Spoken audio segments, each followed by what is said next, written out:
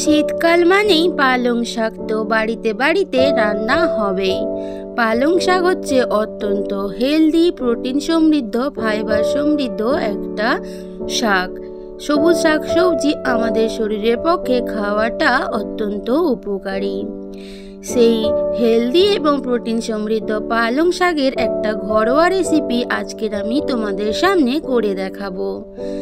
কিভাবে বানাচ্ছি তাহলে তোমরা পুরো রেসিপি জুড়ে আমার সাথে দেখতে থাকো।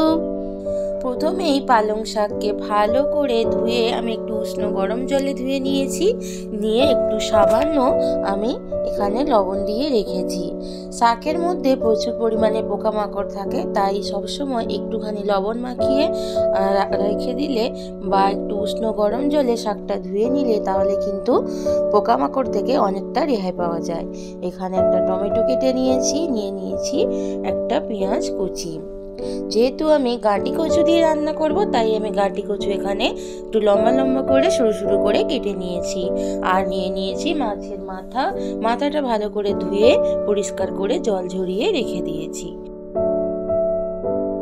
গাঁটি কচুটা সেদ্ধ হতে টাইম লাগে এবং একটু গলা চুলকানোর সমস্যা থাকতে পারে, তার জন্য গাঁটি কচুকে আমি প্রেসার কুকারের মধ্যে একটু জল দিয়ে বসিয়ে দিচ্ছি। ভালো করে একটু সেদ্ধ করে নেব, কারণ কি সেদ্ধ করে জল ফেলে দিলে আর গলা চুলকানোর সম্ভাবনা থাকে না। একটা প্লেটের মধ্যে মাছের মাথাটা নিয়েছি। এবারে এর সাথে একটু লবণ আর একটু হলুদ নিয়ে মাছের মাথাটা আমি মেখে নিচ্ছি। তারপরে তেলের মধ্যে দিয়ে আমি মাছের মাথাটা ভালো করে ভেজে নেব। গ্যাসের মধ্যে কড়াই বসিয়ে দিয়ে কিছুটা সর্ষের তেল দিয়ে দিয়েছিলাম। সর্ষের তেলটা গরম হয়ে গেছে। এইবারে মাছের মাথাগুলো তেলের মধ্যে দিয়ে দেব, দিয়ে আস্তে আস্তে করে লাল লাল করে ভেজে নেব। এই দেখো বন্ধুরা, মাছের মাথাটা কিন্তু ভালোভাবে লাল লাল করে ভাজা হয়ে গেছে। এইবারে আমি ভাজা মাথাগুলো তুলে নিচ্ছি। ওই তেলের মধ্যে এবারে আমি দিয়ে দিচ্ছি পালং শাক। প্রথমেই ভালো করে তেলের সাথে পালং শাকটাকে ভেজে নিতে হবে, যতক্ষণ না পালং শাকের একটা কাঁচা স্মেল চলে যায়। কারণ আমরা সবাই জানি শাক হচ্ছে অনেকটাই নরম হয় এবং তাড়াতাড়ি কিন্তু সেদ্ধ হয়ে যায়, তাই ঢাকা না দিয়েই প্রথমে একটু ভালো করে শাকটাকে ভেজে নিতে হবে। শাকটা থেকেই দেখতে পাচ্ছ কতটা পরিমাণে জল বেরিয়ে গেছে এবং শাকটাও অনেকটাই আমার ভাজা হয়ে গেছে। এইবারে দিয়ে দিচ্ছি স্বাদ মতো লবণ। আগে একটু লবণ দিয়ে রেখেছিলাম, সেটা কিন্তু খেয়াল রাখতে হবে। আর দিয়েছি একটু সামান্য হলদি পাউডার। ভালো করে এবার মিশিয়ে নিচ্ছি। এরপরে এর মধ্যে দিয়ে দেব সেদ্ধ করে রাখা গাঁটি কচু।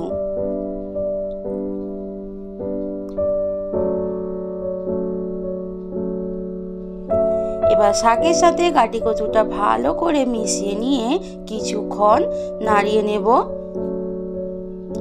এবার ঢাকা দিয়ে কিছুক্ষণ রেখে দেব।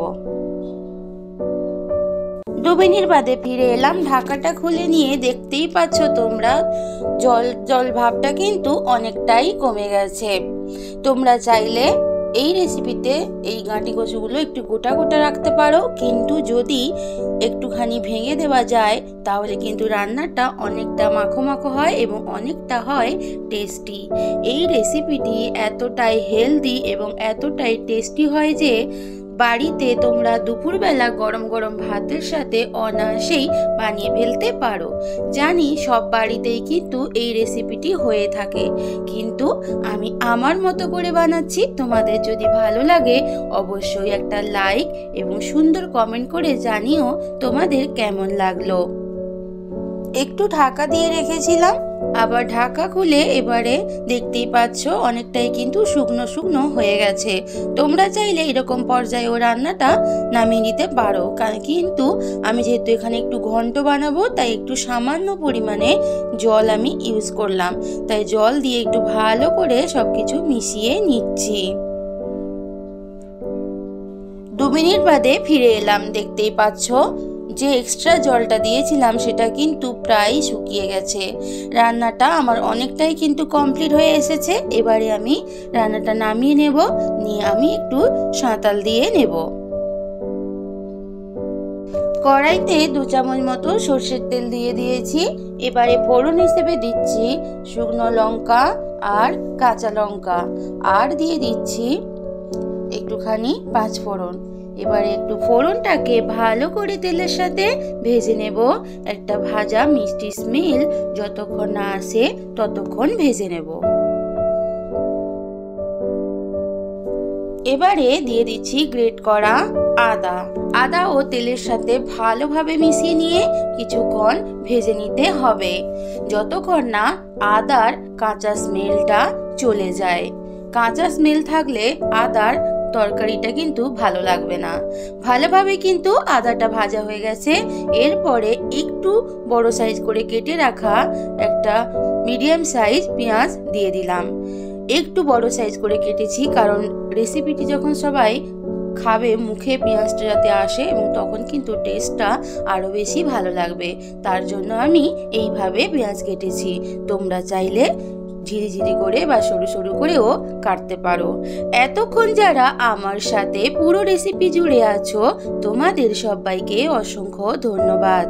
আমার এই রেসিপিগুলো তোমাদের যদি ভালো লাগে অবশ্যই একটা লাইক করো এবং আমার চ্যানেলকে যারা নতুন আসছো সাবস্ক্রাইব করে পাশে থেকো। এবারে একটু বড় সাইজ করে কাটা টমেটো দিয়ে দিলাম। টমেটোটা আমি একদমই মেখে দেব না, একটু গোটা গোটাই থাকবে এই রেসিপিতে টমেটোগুলো। এবারে দিয়ে দিচ্ছি ভেজে রাখা মাথাটাও ভালো করে সবকিছুর সাথে মিশিয়ে নেব এবং একটুখানি ছোট ছোট করে ভেঙে নেওয়ার চেষ্টা করব। খুব একটা ছোট করে ভাঙবো না, একটু সামান্য ছোট করে নেব। যতটা সম্ভব খুন্তির সাহায্যে মাছের মাথাগুলো ভেঙে নিয়েছি, দেখতেই পাচ্ছ, এবং ভালোভাবে সবকিছুর সাথে মেশানো হয়ে গেছে। এইবারে দিয়ে দিচ্ছি পালং শাক, যেটা আমি আগে নামিয়ে রেখেছিলাম। ভালোভাবে এবার সবকিছুর সাথে মিশিয়ে নেব।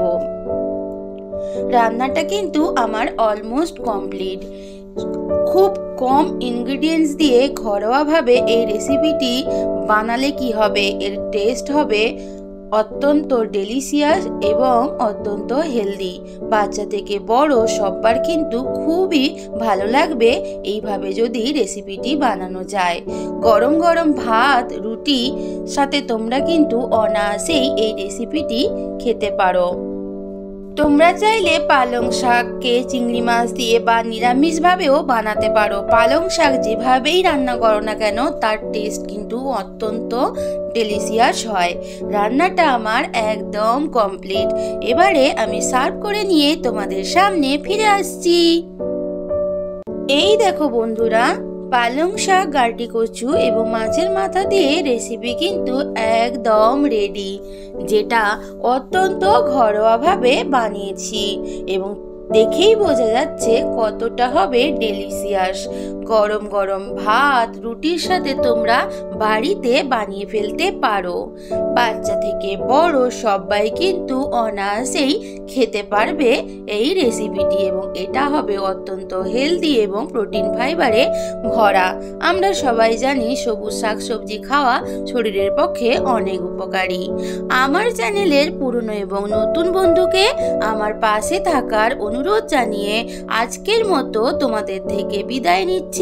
ফিরে আসবো নতুন কোনো এক রেসিপির সাথে। ততক্ষণ তোমরা সবাই ভালো থেকো, সুস্থ থেকো। টাটা।